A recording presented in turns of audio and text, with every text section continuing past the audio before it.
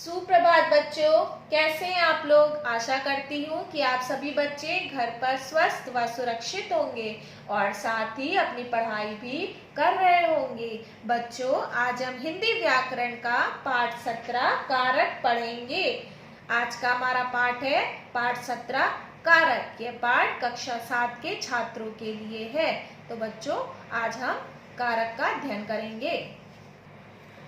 वाक्य में प्रयुक्त सभी पदों का एक दूसरे से बच्चों संबंध होता है, तभी उसका अर्थ निकलता है। वाक्य में किसी पद का क्रिया के साथ जो संबंध होता है उसे ही हम कारक कहते हैं। उदाहरण के लिए बच्चों, भारत ने क्रिकेट का वर्ल्ड कप जीत लिया। दूसरा उदाहरण, महिमा ने रास्ते के पत्थर को खिसकाकर एक तरफ कर दिया। फिर हम तीसरा देखेंगे, बच्चे बस से स्कूल आते हैं। उपयुक्त वाक्यों में यहाँ पर बच्चों रंगीन पदों के साथ जो चिन्ह है ने, को, से, के लिए आदि, से, का, पर और प्रयुक्त हुए हैं, उन्हीं के कारण शब्दों का क्रिया या अन्य पदों से संबंध क्या हो रहा है, व्यक्त हो रहा है। अतः कहा जाता है बच्चों, संज्ञा या सर्वनाम के जिन रूपों से उसका क्रिया या वाक्य के अन्य पदों के साथ संबंध प्रकट होता है उसे ही हम कारक कहते हैं। फिर हम देखेंगे परसर्ग। वाक्य में प्रयुक्त संज्ञा या सर्वनाम शब्दों का अन्य शब्दों से संबंध दर्शाने वाले चिन्हों को परसर्ग कहते हैं। इन्हें विभक्ति चिन्ह या कारक चिन्ह भी कहते हैं। अब हम पढ़ेंगे बच्चों कारक के भेद। अभी हमने कारक पढ़ा, अब हम उसके भेद देखेंगे। मुख्य रूप से कारक के 6 भेद होते हैं। पहला कर्ता कारक, दूसरा कर्म कारक, तीसरा करण कारक और चौथा संप्रदान कारक, फिर पांचवा अपदान कारक और आखिरी है छठा अधिकरण कारक। कुछ लोग निम्नलिखित 2 भेदों को भी कारक के अंतर्गत रखते हैं। पहला संबंध कारक और दूसरा है संबोधन कारक। यहाँ पे बच्चों हम देखेंगे कारक और फिर उसके बाद परसर्ग और कारक के पहचान। सबसे पहला हमने आपको बताया कर्ता कारक। कर्ता क्रिया को करने वाला, जिसका परसर्ग है ने और उसकी पहचान है कौन या किसने। दूसरा कर्म, जिस पर क्रिया का फल पड़े, परसर्ग है इसका को और इसकी पहचान है क्या या किसको। फिर तीसरा है हमारा करण, जिस साधन से क्रिया हो, उसका परसर्ग है से, के, द्वारा। पहचान होती है किससे, किसके द्वारा। चौथा है हमारा भेद संप्रदान, जिसके लिए क्रिया की जाए, परसर्ग है के लिए या को। पहचान होती है किसके लिए, किसको।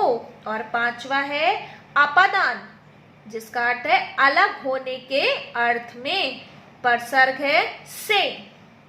पहचान कहाँ से या किससे। और छठा है हमारा संबंध, अन्य पदों से संबंध, जैसे परसर्ग है का, के, की और रा, रे, री, जिसकी पहचान होती किसका, किसके और किसकी। और सातवां है हमारा अधिकरण, जिसका अर्थ है क्रिया का आधार, जिसका परसर्ग है में या पर, जिसकी पहचान होती है किस में, किस पर, कहाँ पर। और आठवां है जो कि आखिरी संबोधन, जिसका परसर्ग है हे, अरे, ओ।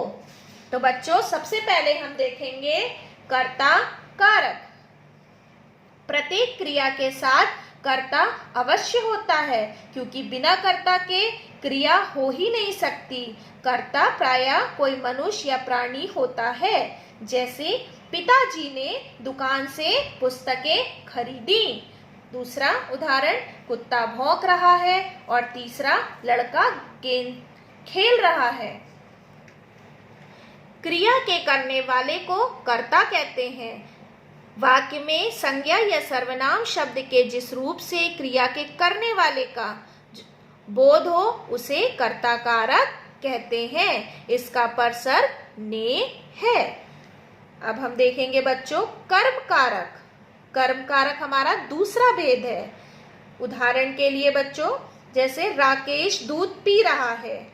दूसरा, माँ समाचार सुन रही है। और तीसरा, दादी ने नेहा को कहानी सुनाई। इन वाक्यों में दूध, समाचार, नेहा, कहानी शब्द क्रिया से सबसे अधिक प्रभावित हैं। हम यह भी कह सकते हैं कि ये कर्ता को सबसे अधिक प्रिय हैं। इनको क्या कहा जाता है? कर्म कहा जाता है। अतः कहा जाता है बच्चों, संज्ञा या सर्वनाम के जिस रूप पर क्रिया का फल पड़ता है उसे कर्म कारक कहते हैं। इसका परसर्ग को है। अब हम तीसरा देखेंगे। तीसरा भेद जो है हमारा करण कारक। किसी क्रिया को पूरा करने के लिए आवश्यक साधन होना जरूरी है। जैसे प्रियंका ने फूलों से सुंदर रंगोली बनाई। दूसरा, उन्होंने नाव से नदी पार की। और तीसरा, कलाकार ने अपनी उंगलियों से रेत पर पूरा चित्र उकेर दिया, मतलब बना दिया।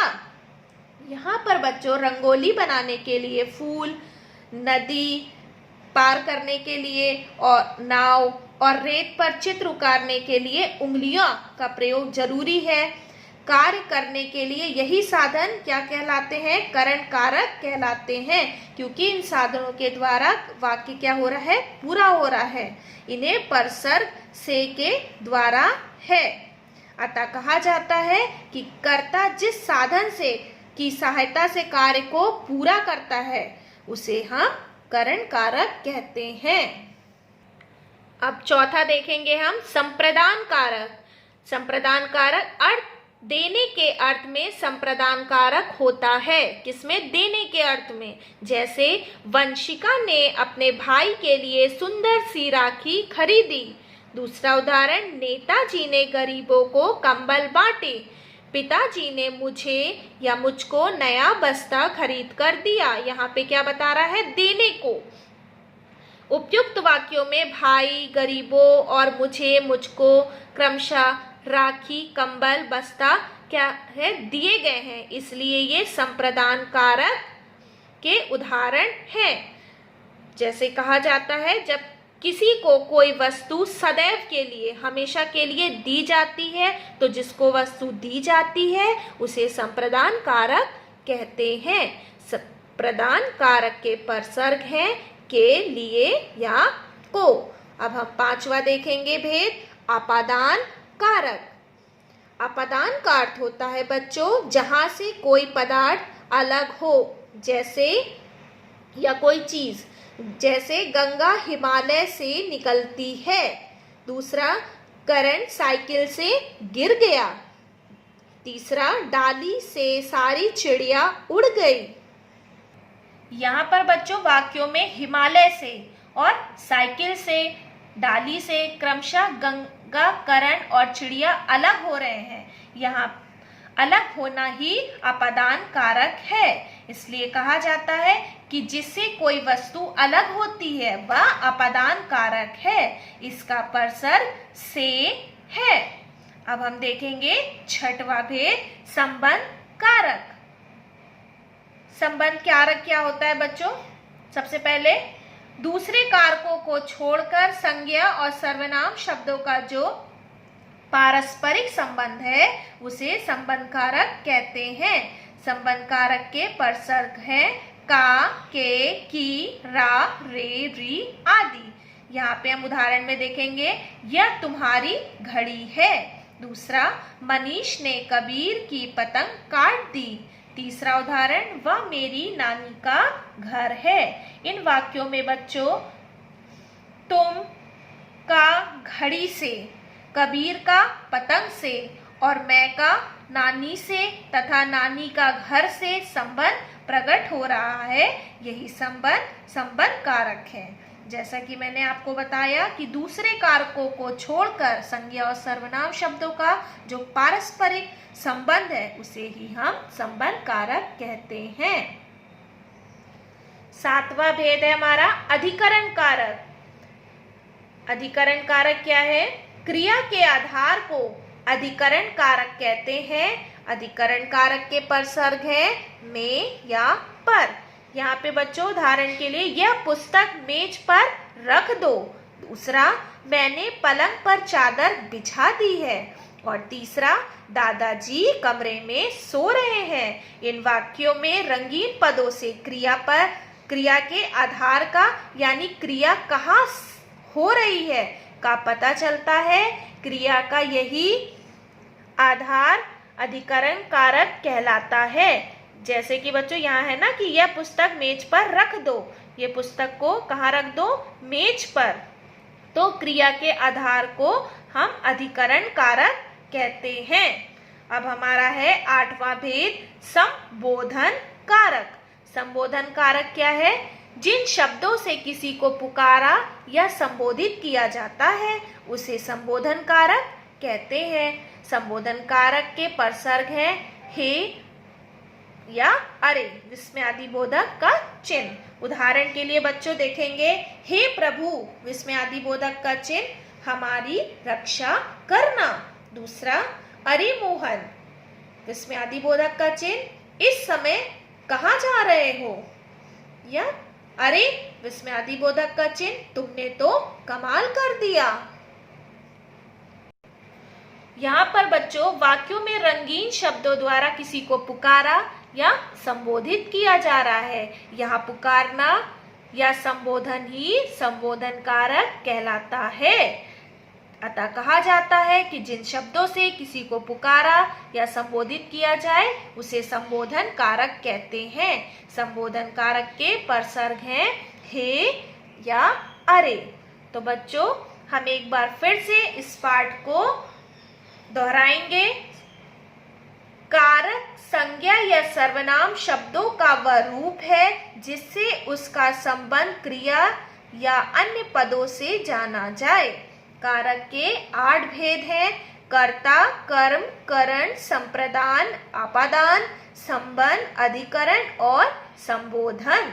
सभी कारकों के विभक्ति चिन्ह होते हैं जिन्हें परसर्ग कहते हैं। कर्ता कारक में ने परसर्ग का प्रयोग केवल भूतकाल या कर्मक क्रियाओं के साथ होता है। करण कारक में से चिन्ह का प्रयोग क्रिया के साधन को दर्शाने और अपादान कारक में अलग होने के अर्थ में होता है। आशा करती हूँ बच्चों कि आपको आज मैंने पाठ 17 कारक पढ़कर बताया और समझाया, आपको समझ में आ गया होगा। अब मैं आपको इसी पाठ से संबंधित कुछ कक्षा कार्य दे रही हूँ जिसे आप अपनी हिंदी भाषा की कॉपी में लिखेंगे। धन्यवाद।